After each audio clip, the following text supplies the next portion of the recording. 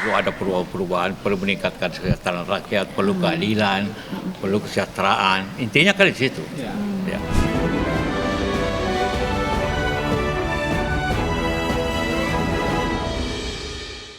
Wakil Presiden ke-10 dan 12 Yusuf Kala menilai aksi demonstrasi yang belakangan terjadi harus menjadi perhatian pemerintah.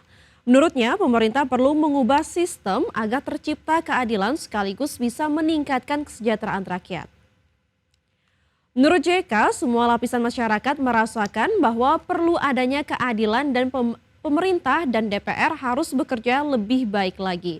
Disinggung terkait tuntutan 17+8 rakyat, JK meyakini Presiden Prabowo Subianto sudah mendengarkan dan memberi perhatian bagi tuntutan demonstran. Ya seperti pandangan di demo itu. Iya, maksudnya apa, bahwa Kak? perlu ada perubahan, perlu meningkatkan kesejahteraan rakyat, perlu keadilan, perlu kesejahteraan. Intinya kan di situ. Ya. Mari kita rasakan sama-sama. Anda juga melaksanakan itu dengan memberikan dorongan ke masyarakat agar bekerja dengan baik, bekerja dengan efektif, para pengusaha bekerja, pemerintah juga melaksanakan yang adil. Itu aja sebenarnya berputar-putar. Sama pemirsa, Menteri Keuangan Purbaya Yudi Sadewa berencana mengebut serapan anggaran kementerian lembaga. Ya, lambatnya serapan anggaran lantaran banyak perubahan struktur hingga adanya penambahan kementerian maupun lembaga. Menteri Keuangan Purbaya Yudi Sadewa berencana mengebut serapan anggaran kementerian dan lembaga. Ia menilai lambatnya serapan anggaran tahun ini dikarenakan banyak perubahan struktur hingga adanya penambahan kementerian lembaga. Seperti diketahui, realisasi belanja negara pada semester 1 2025 baru mencapai sekitar 1.407,1 triliun atau 38,8% dari total pagu anggaran yang ada. Menkyu Purbaya menduga belanja negara menjadi seret lantaran beberapa instansi baru saja terbentuk atau mengalami perubahan struktur sehingga terkesan masih kagok untuk merealisasikan anggarannya. Ini kan ada beberapa kementerian baru kan, yang mungkin sebagian masih belum terbiasa, saya nggak tahu yang mana detailnya, tapi nanti akan kita dampingin. Pertama mungkin kita kirim orang dari keuangan untuk membantu mereka kalau nggak bisa proses surat-surat segala macam ya. Terus kalau nggak bisa juga kita dampingin. Nanti secara reguler kementerian yang lambat saya akan datangin dan meeting dengan mereka dan jumpa pers di depan teman-teman wartawan semua kenapa lambat supaya semuanya bergerak lebih cepat. Menkyu Purbaya meyakini laju ekonomi setidaknya bisa mendekati target 5,2%. Menurutnya masih terbuka ruang agar ekonomi bisa terus bertumbuh di sisa 4 bulan 2025. Jika ikut terjadi maka pertumbuhan ke depan bakal semakin terakselerasi. Tim Liputan, IDX Channel.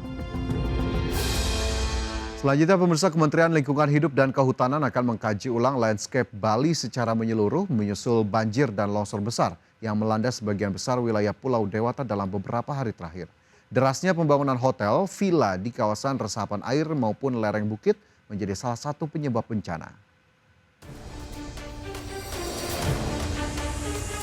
Menteri Lingkungan Hidup dan Kehutanan Hanif Faisal Nurofik angkat bicara terkait bencana banjir dan longsor di Bali.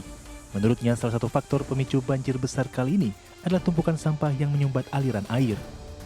Ia menekankan perlunya gerakan bersama termasuk masyarakat dalam menjaga kebersihan lingkungan agar sumbatan tidak kembali terjadi. Selain masalah sampah, Hanif juga menyoroti alih fungsi lahan di Bali. Ia menilai pembangunan hotel, cottage hingga perumahan di kawasan lereng dan sawah berisiko merusak tata ruang alam.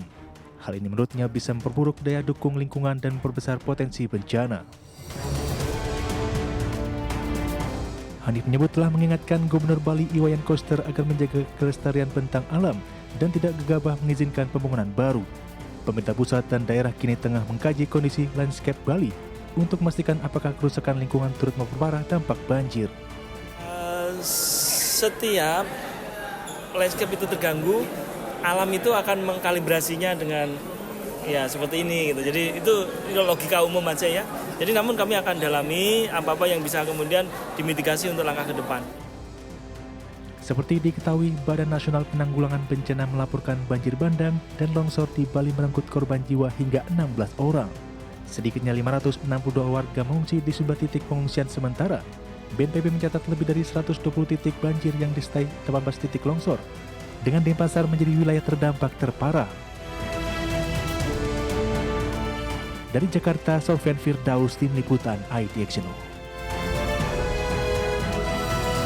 Menteri Koordinator Bidang Infrastruktur dan Pembangunan Kewilayahan Agus Harimurti Yudhoyono mengaku hingga saat ini terus memantau perkembangan pasca bencana banjir di Pulau Dewata, Bali dan juga Nusa Tenggara Timur yang menelan korban jiwa hingga merusak sejumlah infrastruktur.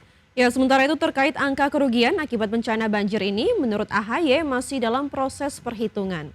AHY menyoroti penyalahgunaan tata ruang sebagai salah satu pemicu utama bencana banjir besar yang melanda Bali beberapa hari terakhir. Menurutnya, alih fungsi lahan hijau untuk pembangunan tanpa mempertimbangkan daya dukung lingkungan telah menjadi sumber malapetaka. Selain soal tata ruang, AHY juga menyebutkan beberapa faktor lain yang memperparah bencana, seperti pendangkalan sungai yang tidak dinormalisasi dan sanitasi sampah yang menyumbat saluran air. Menurutnya, curah hujan ekstrim akan dengan mudah membanjiri wilayah yang infrastruktur dasar pengolahan air dan sampahnya tidak memadai. Banjir besar yang juga telah meluluhlantakkan sebagian kawasan yang ada di Bali dan NTT, termasuk ada korban jiwa di NTT. Kita berharap segera dilakukan langkah-langkah penanganan cepat, tanggap darurat itu penting dan pertama kali harus dilakukan adalah penyelamatan bagi warga dan kemudian dipastikan jika semuanya sudah mendapatkan penanganan medis. Lalu kita juga ingin segera perbaiki berbagai kerusakan yang terjadi, termasuk rumah-rumah warga. Pemerintah akan memperkuat PT Timah sebagai penguasa utama izin usaha pertambangan timah, serta melibatkan masyarakat dalam pengelolaan. Langkah ini bertujuan untuk memastikan penataan tambang timah berjalan lebih terstruktur. Menurut Menteri SDM Bahlil Lahadalia, saat ini PT Timah menguasai sekitar 89% izin usaha pertambangan timah di Bangka Belitung, sehingga perlu dilakukan penguatan terhadap BUMN tersebut. Meski demikian, implementasi penataan tambang tidak boleh mengabaikan peran masyarakat, antara lain melalui koperasi dan UMKM. Selain itu, aspek lingkungan, sosial, serta pemerataan ekonomi juga menjadi pertimbangan penting dalam kebijakan penataan ini. Yang pertama adalah penataan agar memperkuat PT Timah, ya. PT Timah kita harus perkuat karena 89% dari total IUP timah yang ada di Bangka Belitung itu dikuasai oleh PT Timah. Karena itu kita harus tata, apalagi ini BUMN.